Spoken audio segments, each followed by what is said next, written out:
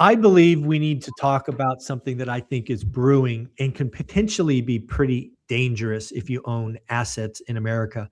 And that is what is being called Sell America. This is something we first heard about during the tariff tantrum, where we were seeing the long bond rise and stocks crash. This was the first time when we really had countries go, hey, maybe we can't trust America. Maybe we should reallocate some of our dollars somewhere else. I believe Sell America trade is actually more important today. And I actually think there are two things going on at the same time. And if these two things collide, it could be frankly pretty ugly. How you doing this morning? I'm doing great. Very interesting times that we're living in, right? That Yeah. we're seeing a lot of changes and a lot of things that spook the markets, no matter what you're invested in. I think a lot of it is geopolitical and geopolitical fears. I think a lot of it is, the unsustainable and tenable amount of debt that we have, and the fear that as the government keeps spending and debt's the only way out, that it becomes, destructive and America ends just like every great empire. That's another big fear, and I think just a lot of what happens at the end of most asset bubbles. We're in an everything bubble where everything has gone up, and it's starting to become evident as headline after headline show that there's so much outside of our control and that the world is shifting. And I think as people start to realize that, they start investing based on fear rather than fundamentals. And that makes people make some very quick, irrational decisions out of fear. And as that gains headlines and momentum, it can become kind of self-fulfilling prophecy. So there's my high level without knowing what your two reasons are that you think that this might be happening. Yeah, so we're going to spend a bunch of time talking about President Trump because this is the new one. This is geopolitical, but let's get the first one out of the way. And the yen carry trade, right? Simply said, the yen carry trade has been going on for quite a while. You could borrow in Japanese yen at near zero. You could buy, U.S. assets, mostly U.S. stocks, ETFs, things of that nature, and you would just clean up, right? Because you would get, 5% times all the leverage. And I did some quick search. It's estimated on the low end that the yen carry trade is 700 billion, but on the high end, it's like 2 trillion. Wow. And if folks aren't paying attention, the Japanese long bond has been screaming higher day after day after day. And up until this morning, the US long bond has been falling. So you're seeing a collapse. Mm-hmm. And at some point, that spread becomes unattainable because you also have currency risk thrown into the mix. Yeah. So if it gets to the point where Japan, which, oh, by the way, is the largest holder of U.S. treasuries, is forced or wants to, either way, sell lots of their bonds, that will drive down prices and raise interest rate substantially. So I think the first track is the yen carry trade is getting increasingly close to exploding. So that's track one. What do you think?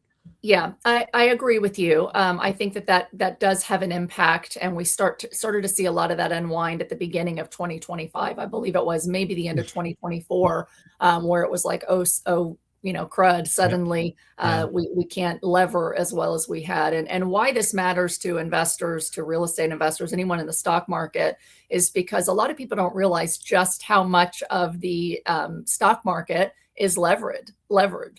So we talked about that a little bit, in episode 1 today, how people use leverage to multiply their wealth. Well, if people can borrow, let's call it at 3, and they can go invest in something they think is going to make them, 8 to 20, then they've got, positive leverage. And so a lot of times people do, they trade on that currency trade. And Japan has been one where Japan was an incredible market, and then they had an economic collapse. And so they've, rebuilt over the last decade to 2 decades, maybe even longer. I don't remember the exact years, but they did that in part by, drastically devaluing their currency. And so, that allowed people to say, hey, let's take advantage of the spread. And that is largely unwinding, which means a lot of people who have leverage are going to they can't roll that leverage over. And so it's when that happens, you have something, you basically pull liquidity out of the market. So people aren't borrowing as much, so they're not able to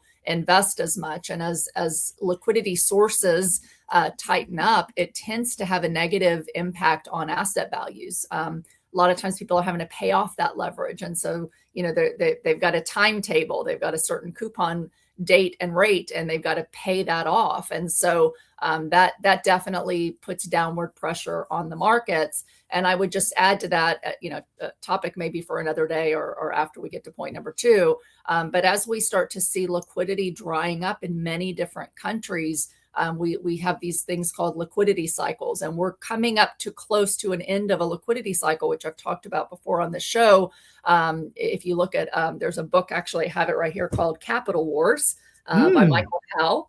It's a wonderful book for those that want to go, further on this topic. And here's another book. I didn't know we were going to talk about this, Michael, but they happen to be on my desk, called Global Shocks. And it talks a lot about why you have global shocks and how to invest them. And one of them is currency trade wars, currency valuation trades, as countries manipulate their currency up or down to meet their economic goals. It has an impact on other countries and on trade that a lot of people don't realize. But one of the things that we have going on is that the 6 major countries that provide liquidity into the market in whatever way that they're doing so, usually their bond rates and in issuing debt in their currencies, all 6 of them are tightening liquidity. Now, the U.S. is starting to loosen a little bit, but probably not enough to cause liquidity not to start drying up. And so I expect that not just the Japanese carry trade, but the tightening of liquidity across most major country players may cause you to see a lot of downward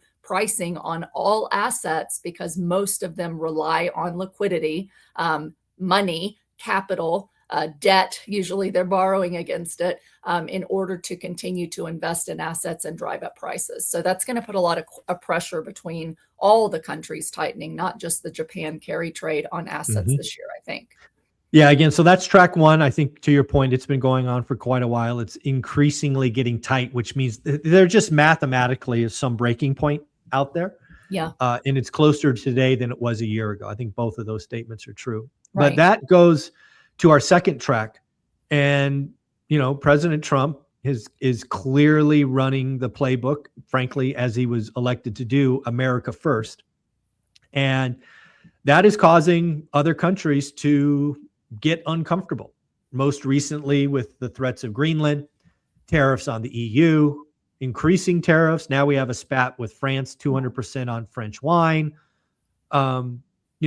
If we have this second track, and now we not only have Japan, the largest owner of U.S. treasuries, and now we have the EU who's unhappy with America, this combination of sell America could get ugly really fast. And I think we're seeing some of that today in the market. The market's down. Last I checked, 500 10-year notes up big, which, oh, by the way, folks, if you're in real estate mortgage rates are going up right when President Trump doesn't want them to. Hello. So this America first strategy is making some of our friends cranky, and they can retaliate. We're talking now trade war potentially with Europe and the EU, and this thing could get messy really, really fast. Yeah, I think it is getting messy really, really fast. And it's really difficult, to understand all the whys. The reality is the government doesn't tell us everything that they know and why they're doing everything they know. And so, for example, Greenland, my first thought is, what in the world is he doing alienating our allies when he already alienated them with the tariffs, and then with telling NATO, like, support your own borders, we're pulling back, start funding more of your own stuff, protect Ukraine against Russia, etc. And so it was already precarious. So then they go after, Greenland and start making threats, of taking over Greenland and tariffing the EU if they don't support it. And that just makes them more mad, and the question I have is why. Now, if you really believe Trump, that it's strategic for defense, then it may be that we really should be more worried about China and Russia trying to attack the United States. And so Greenland becomes really timely and important to the president for national defense purposes. And, I know some people in the military that have said, like, Russia and China are playing war games in that area. not too far off of Alaska. And that's been going on for a couple of years. And so, it makes you wonder what's really going on. Why are we doing this? Is it a good move or not? And so you're going to have a lot of political fodder. But the reality is, no matter what we think about it, you have to understand that these things are going to impact values. It's going to impact interest rates. Like you said, it's going to impact stock values because people start to be afraid of what's going to happen and they don't want their money in anything that's speculative. And if they think we might go to war, which, unfortunately, there's rumors of war all over the place. We're seeing more war and war talk in the last couple of years than we did since World War II. And so, people start to get nervous about what does war do to economies, and what does more debt and more inflation do to economies. And so you start to see all assets start to take a hit because of fear and uncertainty, because every time you're locking up money for, long-term investments, you have to have some level of certainty that your investment's going to keep up with inflation and whatever's going on in the world. And when you don't have that certainty and that control, people are like, let's get out of the speculative stuff, whether it's stocks or bonds, and let's go into, money market accounts and hoard cash. And so we're seeing this rotation out of assets in a very uncertain period of time. And I think that could really cause rates to go up quite a bit and cause the stock market to correct quite a bit. And so there is wisdom in seeing market rotations and seeing writing on the wall and taking some gains off the table and parking your money in things that are safe. But where things go from here, it's very difficult to see. But I do think that adding volatility upon volatility and uncertainty upon certainty is really bad for asset values, at least in the short term. And so people need to be really, really cautious. And there's another great book that I'll throw out there, The Fourth Turning by Neil Howell. And now there's The Fourth Turning is here. And, we really seem to be at a phase that happens about every 100 years or so, every generation or so, where the world really does change, where allies and alliances are rewritten, and economies are rewritten, and social constructs and what the people want are rewritten. And they all seem to come to a head with a lot of volatility and a lot of change that just seems to be suddenly, but they've been happening over generations.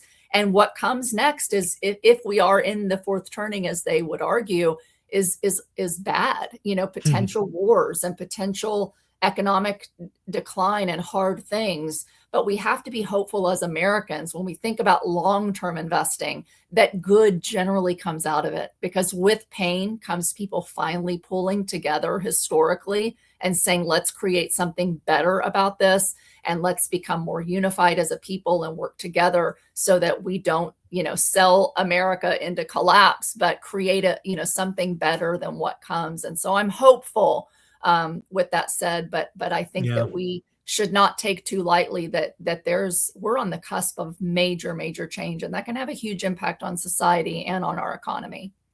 Yeah, when I think about what President Trump is doing now, I can see where he is going, right? I kind of see the sketches of a plan. That really doesn't concern me. What concerns me is the counteract.